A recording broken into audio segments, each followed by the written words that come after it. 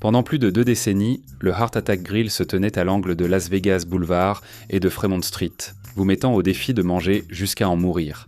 Il était honnête à ce sujet. Le slogan était imprimé sur le mur. Puis, un matin de mai 2026, les portes se sont fermées. Et pour une fois, la cause du décès n'était pas le Bypass Burger. Alors aujourd'hui, nous allons voir pourquoi le Heart Attack Grill a rendu l'âme.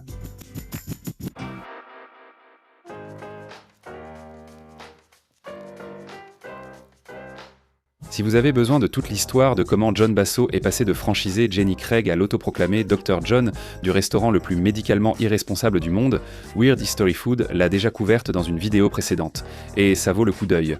En résumé, Basso a été poursuivi par In-N-Out à cause du nom de ses studios de fitness, a décidé que l'industrie de la santé et du bien-être était une arnaque, et a ouvert un restaurant de hamburgers à Tempe, en Arizona, en 2005. Celui-ci était spécifiquement conçu pour être aussi malsain que possible et totalement transparent à ce sujet. Le thème de l'hôpital, les infirmières, les blues d'hôpital, le bypass burger, du simple à l'octuple. Repas gratuits pour les personnes de plus de 160 kg à condition de se peser devant tous. Promenades en fauteuil roulant jusqu'au parking pour ceux ayant fini leur repas. Les flatliner freeze, cuites dans le sein doux. Tout cela reposait sur le principe qu'au moins Basso ne vous mentait pas sur ce dans quoi vous vous embarquiez. En 2011, Basso a déménagé l'établissement à Las Vegas, qui était, avec le recul, la destination évidente pour un restaurant fondé sur la philosophie selon laquelle les adultes devraient être libres de prendre de mauvaises décisions. C'est devenu un lieu emblématique, un spectacle où les gens allaient pour prendre des photos et raconter l'histoire. Avec le recul, le timing était parfait. Instagram a été lancé en 2010, un an avant l'arrivée du Heart Attack Grill à Las Vegas, et une nouvelle culture culinaire était en train de prendre forme où l'expérience d'un repas comptait autant que le repas lui-même. Et plus la nourriture était outrancière, plus ça faisait du bon contenu. Un burger de 9900 calories servi par une infirmière à un homme en blouse d'hôpital n'est pas vraiment un déjeuner, c'est plutôt un post potentiellement viral. Le Heart Attack Grill a été pensé pour l'ère des réseaux sociaux, avant même que l'on sache à quoi elle ressemblerait. Mais le 19 mai 2026, Basso a annoncé qu'il en avait fini. Le Heart Attack Grill ne renouvellerait pas son bail. Cependant, la fermeture n'avait rien à voir avec les burgers. Selon Basso, pendant des années, j'ai vu le secteur touristique de Las Vegas se transformer en une machine conçue pour faire payer beaucoup trop cher aux gens qui travaillent dur absolument tout. Sur le site du restaurant, la déclaration était plus directe. L'âme de Las Vegas a été remplacée par la cupidité des entreprises. Ben voyons. L'âme de Las Vegas, ville bâtie par des gangsters pour soutirer l'argent des gens aussi efficacement que possible dans un désert stérile. Vegas n'a jamais été étrangère à la cupidité. Pendant longtemps, au moins, elle l'assumait franchement. Vous saviez que la banque gagnait toujours. Vous pouviez aussi avoir une montagne de côtes de bœuf pour $12 pendant que le casino gagnait. Les gens trouveront sans aucun doute cela hilarant, a ajouté Basso, que le méchant qui a passé des années à essayer de les faire grossir pour s'amuser ait soudainement développé une conscience à l'idée de leur voler leur argent durement gagné. Il n'a pas tort de dire que c'est drôle. Il a aussi raison sur le problème plus large.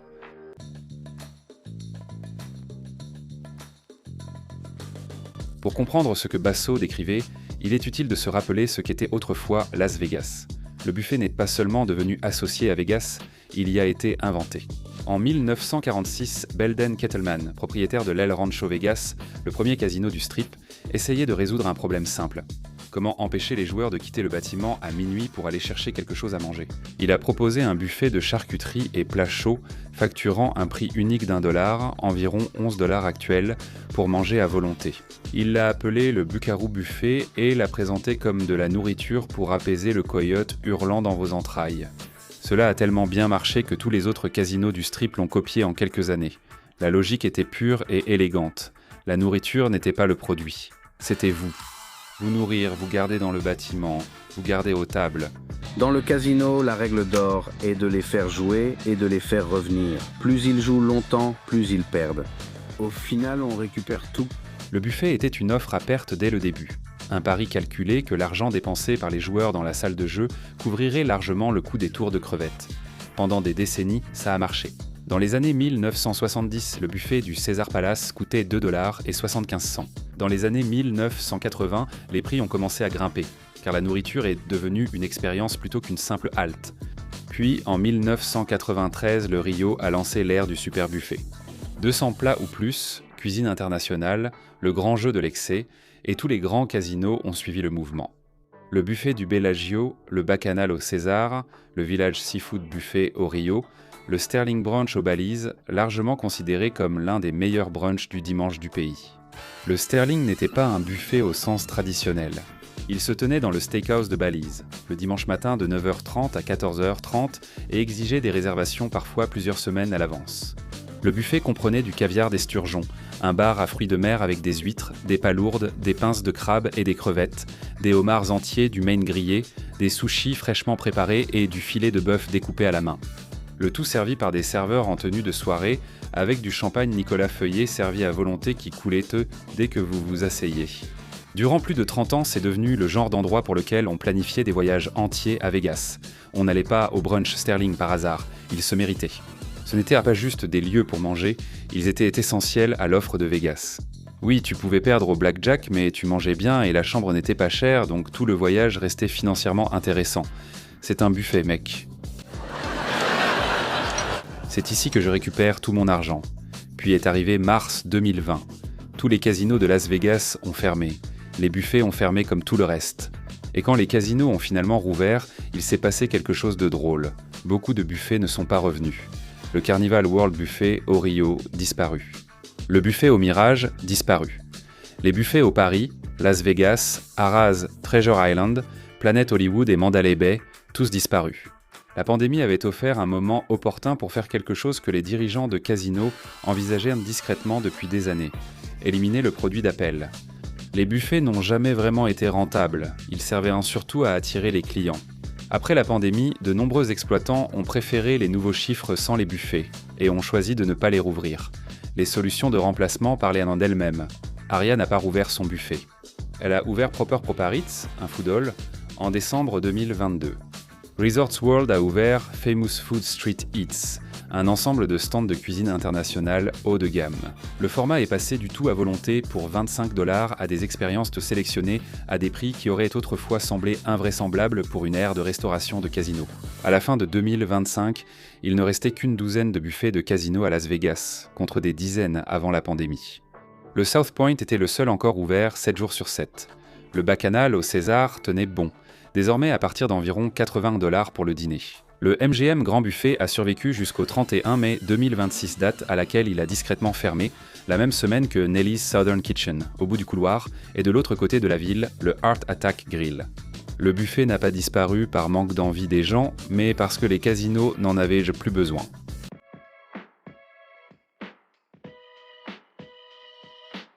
Les buffets n'étaient que le début. Au printemps 2026, Las Vegas a connu une vague de fermetures de restaurants qui semblait moins être un simple écrémage habituel du secteur, toujours mené avec une joyeuse impitoyabilité, que quelque chose de structurel était en train de céder. Eater Las Vegas a documenté ces événements et les a qualifiés, à juste titre, de saison de perte. Champagne's Café, un bar à cocktails et karaoké sur Maryland Parkway, était en activité sous une forme ou une autre depuis 1966. D'abord Sundown Liquors, puis l'Inner Circle, fréquenté par le Rat Pack et la mafia, avant divers changements de propriétaires et de devenir le Café Champagne's. Il a survécu à Frank Sinatra, Don Martin et à plusieurs saisons de Bar Rescue. Fermé en février 2026, victime d'une combinaison de dettes persistantes dues à la pandémie et d'une année de travaux sur la route environnante qui ont coupé la circulation piétonne dont il dépendait. El Burro Baracho, la cantine mexicaine des Guy Fieri à l'intérieur du Rio, a fermé brusquement à la mi-mars. Principalement connu pour ses nachos poubelles, servis dans une véritable poubelle et qui, selon à qui l'on demande, avèrent exactement le goût que cela laisse imaginer. Blue Ribbon American Grill and Oyster Bar, qui était en activité à cet emplacement depuis 15 ans, proposait des plats comme le bar farci au crabe et un burger wagyu garni de marmelade de queue de bœuf.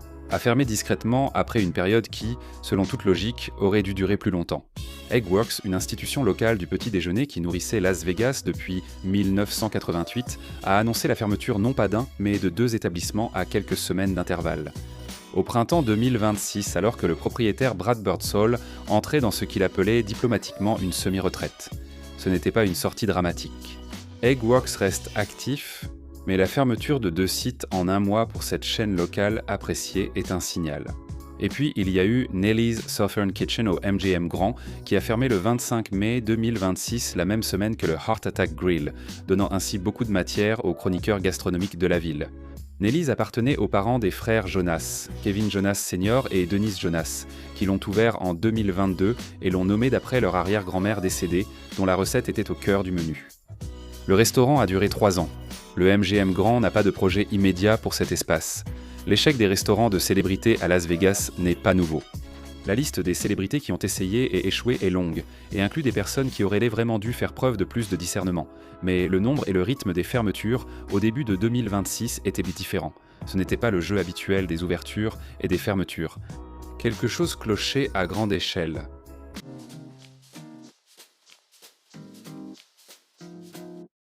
John Basso n'a pas été le premier à avancer cet argument dans sa déclaration de clôture. Il était juste le plus bruyant, et les faits lui donnent raison. Las Vegas a accueilli 38,5 millions de visiteurs en 2025, soit une baisse de 3,1 millions par rapport à 2024, ce qui représente une diminution d'environ 7,5%. Le taux d'occupation des hôtels a été en moyenne de 80,3%, soit plus de 3 points de moins que l'an dernier. Les visiteurs internationaux, en particulier les Canadiens, ont diminué d'environ 24%. En novembre 2025, l'aéroport Harry Reid a connu sa plus forte baisse de trafic et ne s'en est jamais vraiment remis. Et pourtant, voici le fait. Les revenus des jeux étaient à peu près stables, ce qui signifie que les casinos gagnant le même argent avec moins de personnes. Les calculs vont dans un seul sens. Ils tiraient en plus d'argent de chaque visiteur en ciblant les gros joueurs, la clientèle des très gros joueurs, les clients qui réservent des suites et dépensent des dizaines de milliers de dollars aux tables de baccarat. Ce changement stratégique visait ceux qui n'ont pas besoin d'un buffet bon marché pour faire en sorte que le voyage en vaille la peine. Il était intentionnel et, dans une certaine mesure, rationnel. Après la pandémie, Las Vegas s'est fortement orienté vers des expériences haut de gamme. Le Grand Prix de Formule 1, les grandes résidences d'artistes, les combats de boxe de championnat, le Super Bowl. La Sphère a ouvert en 2023 un lieu de divertissement immersif de 2,3 milliards de dollars, pouvant accueillir 20 000 personnes, soit moins que le Madison Square Garden, et qui facture nettement plus cher pour ce privilège. Le Bellagio a ouvert le Fountain Club avec des places à 10 000 $ chacune pour la course de F1. De nouveaux restaurants arrivant sur le Strip fin 2025 comprenaient un restaurant indien étoilé au Michelin et un établissement carbone au Bellagio. La ville se repositionnait délibérément vers le haut de gamme, et elle le faisait précisément au moment où sa clientèle traditionnelle arrivait en bout de course. Ce qu'elle faisait aussi ce faisant, c'était d'exclure par les prix le touriste de la classe moyenne, qui était autrefois l'épine dorsale de tout cela.